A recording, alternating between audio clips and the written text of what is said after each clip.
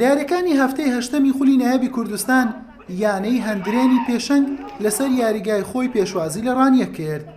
لانیوە یەکەم هەردوو تیپ بە ئاستێکی وەک پێویست دەرنەکەوتن و زۆربەی کات لە یەکەوە نزیک بوون. هەرچەندە هەردوو تیپ هەوڵی گۆڵیان دەدا، بەڵام کوڕانی خاوەن ماڵ مەترسیدارتر بوون. لانیوە یەکەم هێرشەکان گۆڵی بە دوای خۆیدا نەهێنا و بە ئەنجامێکی سپی کۆتایی هات.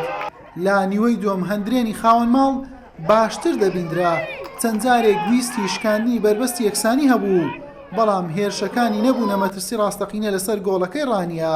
تیپی میوانیش پشتی بە هێرشی هەڵگەڕاوە دەبەست. یاریەکە چۆن دەستی پێکرد هەروەش بە یەکسانیەکی نەرێنی کۆتایی هات. هەموو هەوڵی خۆمان دەدەین لۆی لە پێشەنگ بمینینەوە. ئینشاءڵڵا هەر هەوڵەکانیشمانەوە دەبی لەگەمەکانت کە تعویزەش تەواو بکەینەوە، لەبەرەوەی ئەمە هەموو شتێک دەکەین ناو یاریگا بەس ناتان گۆڵ بکەین. ئینشاءڵڵا لۆ یاریەکانی دابێ ئەو شتەش چارەسەر دەکەین.